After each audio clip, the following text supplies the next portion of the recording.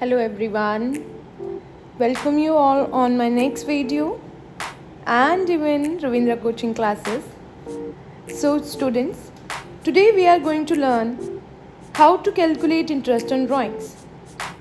We have already done the topic of regular drawings when amount has been withdrawn for a particular period. But उस case में हमें date नहीं mention की हुई और हमने ये सीखा कि पर एनम और विदाउट पर एनम के केस में हम किस तरह से इंटरेस्ट को कैलकुलेट कर सकते हैं. So let's get started for the next topic. So interest on drawings today we are going to learn is about withdrawal every month. Means हम हर महीने कुछ अमाउंट निकलवा रहे हैं और वो अमाउंट भी सेम है और उनके उस दोनों ड्राइंग्स का, या अगर मैं हर महीने निकलवा रही हूँ तो उन दोनों ड्राइंग्स के बीच का, या जितनी भी ड्राइंग्स मैंने की हैं फॉर्म में, वो सभी की सभी ड्राइंग्स का जो बीच का टेन्योर है या टाइम पीरियड है वो भी सेम गैप का है. ओके, सो इस केस में इंटरेस्ट कैसे कैलकुलेट किया जाता है? जब भी हम विड्रॉन की बात करते हैं कोई अमाउंट को पर्सनल यूज़ के लिए, तो वो रेगुलर बेस पे हो अगर, तो वो कैसे हो सकती है? मंथली, क्वार्टरली और 6 monthly even. So here regular basis के केस में मंथली, क्वार्टरली एंड 6 मंथली और ड्यूरिंग द ईयर भी हो सकती है. अब इसको कैलकुलेट करने का हमारे पास क्या तरीका है? If I want to calculate interest on drawings in case of regular drawings या regular basis, so total drawings for the year multiplied with rate of interest upon 100 and multiplied with average period upon 12. अब ये average period है क्या? Last video में हमने ये चीज़ सीखी थी कि किस तरह से जो है हम अगर ड्यूरिंग द ईयर की बात करें और टाइम पीरियड कैसे कंसीडर करें. अगर तो पर एनम दिया हुआ है तो उस केस में डेफिनेटली हमें एवरेज पीरियड ऑफ 6 मंथ्स लगाना होता है. लेकिन अगर हमें बोला हो कि मंथली ड्राइंग्स है और कब कब करवा रहा है वो, तो उस केस में हम एवरेज पीरियड को कैलकुलेट करेंगे और उसे कैसे कैलकुलेट करेंगे वो आज हम सीखेंगे. सो इस केस में एवरेज पीरियड की कैलकुलेशन में हमें ये देखना है कि average period is to be calculated when months left after first drawing. जब भी हमने पहला जो मंथ है हमारा जो ड्राइंग निकलवाई है, कब निकलवाई है, उसके बाद आपने महीने गिनने हैं कि कितने महीने बचते हैं. और दूसरा है उसमें क्या ऐड करना है कि कितने महीने बचेंगे जो आखिरी ड्राइंग मैंने करवाई है. ओके, तो जितना भी टाइम बचेगा और पहली ड्राइंग के बाद और लास्ट ड्राइंग के बाद उन दोनों को ऐड करें और 2 से डिवाइड करें because we are finding average here. और उसके बाद जो भी आपका आंसर आएगा वो हम एवरेज पीरियड लेंगे और 12 से डिवाइड करेंगे. उसके लिए हमें इंटरेस्ट ऑन ड्राइंग्स हमारा फाइंड आउट होगा. Okay,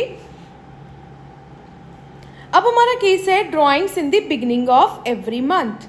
beginning of every month, हर महीने तो है लेकिन कब है? महीने की कब? शुरुआत में. तो अब शुरुआत में इट मीन्स अगर मैं एक फाइनेंशियल ईयर स्टार्ट करूं 1 अप्रैल को, तो डेफिनेटली ये 31 मार्च नेक्स्ट ईयर ख़त्म होगा. 12 मंथ्स का पीरियड होगा. तो अगर मैं हर महीने पैसे निकलवा रही हूँ तो 12 महीने के हिसाब से वो पूरे साल को हम काउंट करेंगे और उसकी ड्राइंग्स देंगे. लेकिन अब यहाँ पर बात करें बिगनिंग ऑफ एवरी मंथ, तो वही हम सीखने वाले हैं कि बिगनिंग ऑफ अगर एवरी मंथ आपको ड्राइंग्स का इंटरेस्ट कैलकुलेट करने के लिए कहा हो तो हम कैसे कैलकुलेट करेंगे. Let's take an example where they want that Nimrit की ड्राइंग्स हैं और कितनी ड्राइंग्स है that she has withdrawn ₹5,000 per month in the beginning of every month and interest on drawing is at rate 10% per annum. अब यहाँ पर हर महीने पैसे निकलवा रही है लेकिन शुरुआत में निकलवा रही है तो 5,000 रुपये हैं. तो यहाँ पर पूरे साल का हम ड्राइंग निकालेंगे 12 से मल्टीप्लाई करके. सो उससे पहले हम ये देखेंगे कि हमारे पूरे साल की ड्राइंग्स कितनी होगी. पूरे साल की ड्राइंग्स होगी 5,000 इंटू 12 आएगा हमारा 60,000 पर ईयर. पूरे एक साल की ड्राइंग्स बनती हैं उसकी 60,000 की. नेक्स्ट आप देखो कि अगर मुझे एवरेज पीरियड निकालना हो सो डेफिनेटली मुझे एवरेज पीरियड को निकालने के लिए कैलकुलेट करना होगा। सबसे पहले months left after first drawing, मेरा पहला ड्राइंग पहला महीना यानी कि अप्रैल का, तो अगर मैं बिगनिंग ऑफ अप्रैल निकलवा रही हूँ तो यानी कि 1 अप्रैल ले लूँ या फर्स्ट ले लो, सेकेंड ले लो, जो भी है। तो उसके बाद कितने महीने बचते हैं, अप्रैल 1 है तो पूरा अप्रैल का महीने से लेकर टिल 31 मार्च नेक्स्ट ईयर का 12 मंथ्स बचेंगे आपके। ओके, उसके बाद लास्ट ड्राइंग आपकी कब होगी, मार्च के महीने में, तो यानी कि बिगनिंग ऑफ एवरी मंथ है। सो डेफिनेटली 1 मार्च को आप ड्राइंग्स करेंगे। तो यहाँ पर आप करेंगे 12 + 1 divided by 2 is equal to 13/2। तो आपका एवरेज पीरियड निकल के आएगा 6.5 मंथ्स। ओके, सो यहाँ पर आपने एक चीज़ याद रखनी है कि जब भी आप बात कर रहे हो कि कितनी हमने ड्राइंग्स निकालनी है या कितना हमने एवरेज पीरियड निकालना है, तो उसके हिसाब से हम पहले मंथ्स काउंट करेंगे। और उन मंथ्स को काउंट करने के लिए हमारा फॉर्मूला है months left after first drawing plus months left after last drawing divided by 2। अब इसको कैलकुलेट कैसे करेंगे, यहाँ पर आप एक चीज़ समझेंगे कि अगर फर्स्ट ड्राइंग की हम बात कर रहे हैं सो डेफिनेटली वो हमारी 1 अप्रैल को होगी, टिल कब तक होगी, 31 मार्च तक की होगी बेटा, क्योंकि हमने पूरे साल का निकालना है। और उसके बाद अगर मैं लास्ट ड्राइंग की बात करूं, ये भी हमारे लास्ट मार्च का महीना होगा, तो 1 मार्च टिल 31 मार्च। ओके, तो यहाँ पर 1 अप्रैल से 31 मार्च तक हमारे 12 महीने, प्लस करेंगे 1 मार्च पूरा महीना, तो 1, so 13/2 comes to 6.5 months as average period. तो ये हमारा 6.5 मंथ्स आ गया। सो डेफिनेटली अब इंटरेस्ट लगाने के लिए, जो इंटरेस्ट ऑन ड्राइंग्स निकालने के लिए हम टोटल ड्राइंग्स लेंगे पूरे साल की, into rate of interest into average period. अब 60,000 इंटू 10%, 10/100, ओके, 10/100, और उसके बाद 6.5/12 हमारा जो इंटरेस्ट निकल के आएगा that is 3,250। Okay, this is the amount of drawing for the year. I hope you understand. So you can solve the question when she has withdrawn 12,000 per month in the beginning of every month and interest on drawing is at 10% per annum. Note down this question and you can find the answer by using the per month drawing as 12,000. तो आप पूरे साल का निकाल सकते हो, 12,000 into 12 into 10%, 10/100 into 6.5/12. Okay. Now next is the case of drawing in the middle of every month. Case same है हर महीने, but middle of every month. तो उस केस में हम क्या करेंगे, देखो जब भी हमने मिडल ऑफ एवरी मंथ की बात कर रहे हैं, हम यहाँ पर सेम केस लेंगे, लेकिन हम यहाँ पर हम अमाउंट सेम ले रहे हैं, रेट ऑफ इंटरेस्ट सेम ले रहे हैं, बस हम यहाँ पर एक केस चेंज कर रहे हैं कि मिड ऑफ एवरी मंथ है। उस केस में हम क्या करेंगे, देखो हमारी टोटल ड्राइंग्स तो 60,000 ही आएंगी, 5,000 into 12, क्योंकि 5,000 अगर एक महीने का होगा तो पूरे साल का 12 से मल्टीप्लाई करेंगे तब हमारा आएगा। तो 5,000 into 12 comes to 60,000 per year. Okay, यहाँ पर आप इस केस में आपने याद रखना है, वही बार बार आपको चीज़ याद रखनी कि एवरेज पीरियड से हमें मल्टीप्लाई करना होता है टोटल ड्राइंग्स को, और रेट ऑफ इंटरेस्ट भी मल्टीप्लाई करेंगे। तो एवरेज पीरियड निकालना कैसे, एवरेज पीरियड निकालने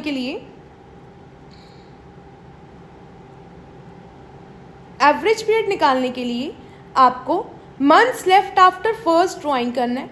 अगर आप months left after first drawing कर रहे हैं तो आपकी जो फर्स्ट ड्राइंग है डेफिनेटली अप्रैल के महीने में, क्योंकि 12 महीनों के लिए आप निकलवा रहे हो लेकिन मिड में निकलवा रहे हो, तो मैं यहाँ ले लूँगी 15 अप्रैल। 15 अप्रैल से लेकर 31 मार्च तक कितने महीने बनेंगे, 11.5 महीने। ओके, नेक्स्ट आपका लास्ट ड्राइंग है, last drawing will come to 15 March till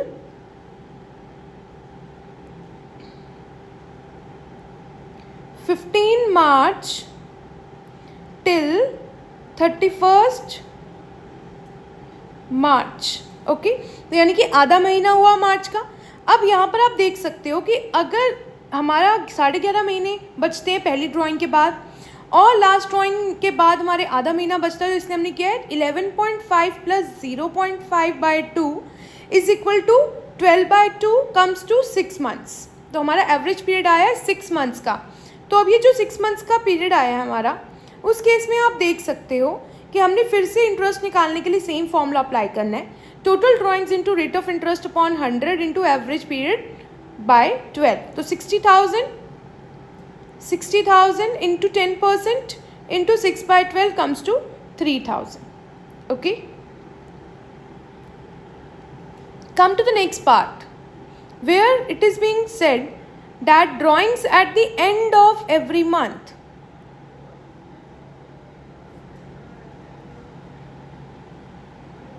मैंने स्क्रीन रिकॉर्डिंग बेटा ऐड चला.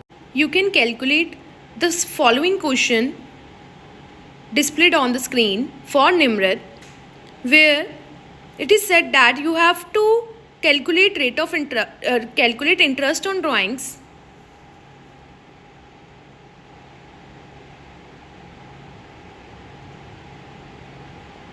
So now you can note down the question displayed on the screen.